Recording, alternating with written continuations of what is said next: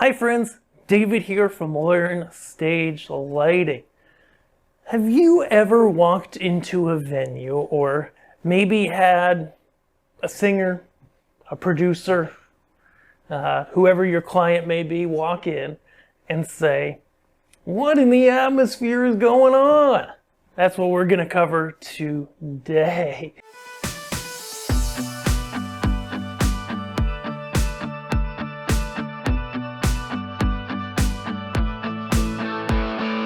So what I really want to talk about here is things like fog, haze, snow, low fog, fog jets. And you see all these different kinds of machines out there, and you might be asking yourself, what do I actually need, right? Because if you talk to somebody off the street, and maybe you're in this position, and that's totally great, this video is just for you, if that's the case. If you just walk off the street into a concert venue, right? You hear people making comments like, "Oh man, there's so much smoke in the air," right? Just to let you know, smoke is not really an effect in the theatrical industry. So they say, "Oh, there's so much smoke in the air," right? Or they might say, "What's with all the mist in the air?" What have I heard? Faze is another one of those terms that doesn't seem to really make any sense. And so in this video and throughout this month, we want to really break this all down and distill it for you. So you can understand that when somebody's looking for some sort of atmosphere, some sort of lighting effect where you can see the beams of light, you choose the right one for what you need. So when we think about lighting, the most common effect that there is going to be out there is haze, okay? This machine right here is an example of a hazer. Now, we'll do a video just on hazers, either further down in the playlist or in a week or two if you're watching this live as it comes out. When it comes to hazers, there's really about 3 types of hazers that you're going to run into, okay? All of them, if they're manufactured accordingly, are safe to use, okay? The first is called a water-based haze. These are probably today, I would say, the most common type of hazer out there. Then there are oil-based hazers, and then there are CO2-based hazers, which are the most expensive, but generally offer the best effect. Now, haze, as you can see from this clip, is generally a thin light particle in the air. Oftentimes, you can't really even see any texture to it. It just kind of is like a big blanket, just a filling of the space with little particles that don't look smoky. You can see right through them, but what they do, as you can see, is they really shine the beams of the light through the air. And so most shows that you go to, if you go to a paid event or a non-paid, lots of other types of events, church services, what have you, you're going to see haze in the air. If it's maybe a church service or a pop act, it might be a lighter haze. If it's a metal show, it might be a very thick haze. But hazers are going to be one of those 3 types, and they're going to make that thin atmosphere in the air. Next up, we have Faze. So, Faze is an interesting term because it's kind of the intersection of fog and haze. And basically, when it comes down to it, a water-based hazer and a water-based fogger on the inside are very similar units where they use a water-based fluid, it goes through a heater, and it shoots out the front through a nozzle. And so a number of years ago, some companies came along and started making these phasers that were water-based hazers that basically, if you crank them up to full, you can get a little bit of a cloudiness to them. I'm not really a big fan of the term phaser, mostly because those initial phasers especially were what we called, the marketing department would call them both a fogger and a hazer. But those of us who used them on the ground, I had some on a show once, and it was quickly determined that it was definitely not a fogger and definitely not a hazer either, right? It fit this kind of middle ground of this funky, somewhat cloudy, but not cloudy stuff. And so anytime somebody tries to tell you that their machine is a phaser, and we sell products that are billed as phasers, that they can do both fog and haze, I generally disagree with that. I would say if you want to do a decent job, you're not going to have a machine that does both. Okay, so as I mentioned, hazers.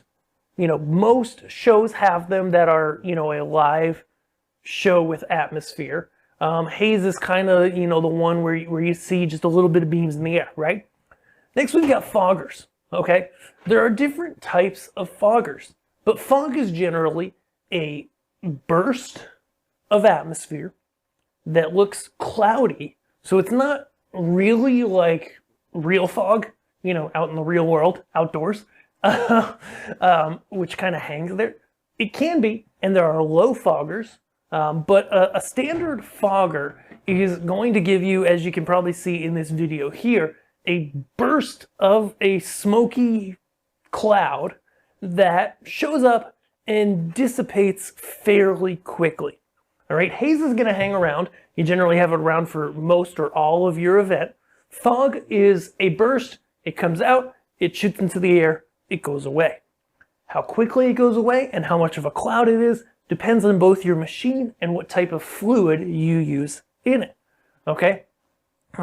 Next, we've got some different kinds of foggers. So this is just a standard, regular old fogger, shoot out a cloud of smoke type of fogger. Okay? But then back here, I've got an upshot fogger. Okay? And they have lights in them too. You may have seen these before. And these guys shoot plumes of fog that shoot up in the air. They look like CO2 type effects that you'd see in clubs and in concerts. But the benefit is, one, you don't have to deal with the safety concerns of shooting CO2 into an area and making sure there's enough oxygen and having oxygen level meters and stuff like that. And number two is it's just plain easier. No CO2 tanks, DMX controlled. They often have lights in them to light their plume of fog too, and they look really good. Now, these ones are going to be the quickest dissipating. So you shoot off that blast, it goes up into the air, it disappears fairly quickly. All right. The third type of fog that we see most commonly is the low fogger. So the low foggers are exactly what they sound. They typically have a fog that's chilled. So it's cold, and then it rolls out and sits among the ground.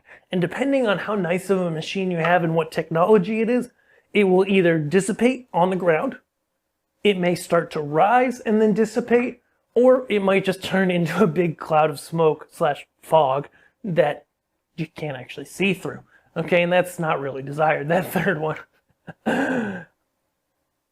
There are a few other types of atmosphere to be aware of too that you can make on a stage, okay? For example, I've got a snow machine back here. Okay, we'll demo this one, we'll show you some video here. Snow machines are cool because, once a year you can pull them out for like a month or two in the winter and get that snow effect. Snow looks cool. They're really just little tiny bubbles that are being shot out. And the things you got to worry about with snow machines is they can be loud.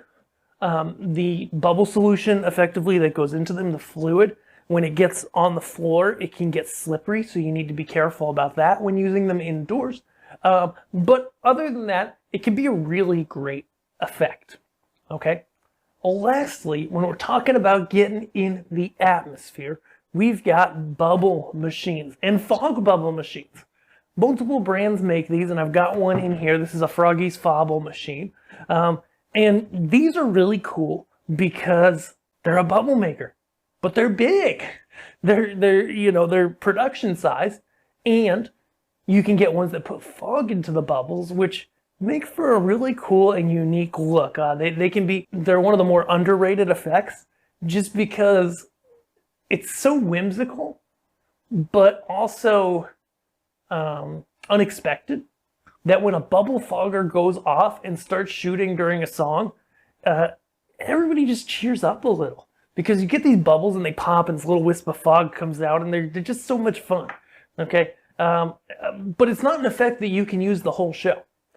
So when it comes to using atmosphere, that's really the next thing to think about is, okay, if you're going to use atmosphere, now that you understand all these different types that exist, and we'll have individual videos about fog and about haze so you can understand more about those. But, once you understand the basics of what they are, if you're thinking about getting some, you got to think about when and how much you're going to use it, okay? For example, hazers, you'll typically run for your entire event. That's pretty self-explanatory.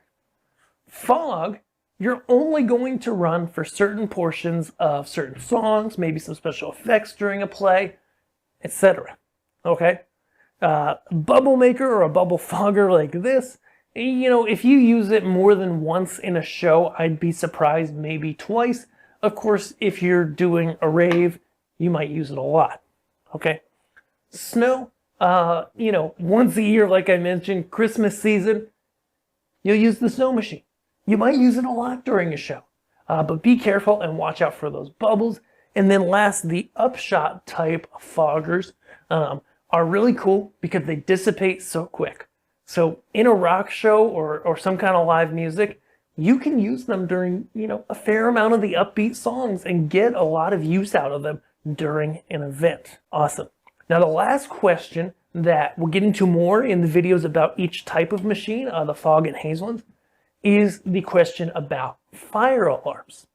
Whenever you're using fog or haze and it's indoors, which is a lot of times, the question always comes up, will they set off my fire alarms? Or if they're setting off my fire alarms, how do I get them to stop doing that? And that's a great question. If these machines are setting off your fire alarms, there's a couple reasons why. Okay, there are different types of detectors. You got to make sure you've got detectors that fit the type of shows you're doing. Okay, the basic three, and again, I'm not an expert on this, but I spent a lot of time studying it and working with venues and stuff, is you have thermal detectors. These are not very common and they're pretty slow to trip in event of an actual fire. Okay, they're good as a secondary, but probably not your primary form of fire detection. Then you've got the radioactive kind. This is what's typically in your house, or they're called ionization type detectors. Okay, there's different names depending on what they are. These ones are typically fine with haze, but if your haze gets too thick, if you shoot haze right into a detector, or if you use fog and it hits a detector, it will probably go off. Again, every detector is a little bit different, and so this varies. Okay, but fog that actually hits the device, so not necessarily these upshot foggers, but a regular fogger, a hazer, if it gets too thick, you're going to see that tripping off an ionization type detector when you get enough atmosphere. The third and not worst kind of detector are called a optical detector. These use a little optical sensor, a little eye, that typically shoots across a room or an air vent and then comes back. Okay? If it is not received back from the bounce from the mirror, then the fire alarm goes off. So these kind, you can set off in a scissor lift with your arm. I've done that. Okay? It was an accident. We stood there, me and my coworker, for a minute, and we knew this was a church, so we knew they were there. We just didn't think about it. And we sat there for a minute. Why are the fire alarms going off? And then we went, oh, we just set off the fire alarms. And thankfully the building was mostly empty on that day. It was all good. But an optical detector, any sort of haze, any sort of fog, even these CO2 type jet blast effects, bubbles, is going to set them off. Okay? And so if you have those types of detectors, and we'll talk more about this in the haze, it's time to talk to your local fire department, fire marshal, security company, and see what you can do. There are options, there are ways to safely work in tandem with that system to maintain safety, but also be able to run your effects. So, if this intrigued you, if you want to see more about these types of effects, more about haze, how to get a great even haze, more about fog, how to get different types of effects, check out the rest of our videos here, which you'll only get if you're subscribed.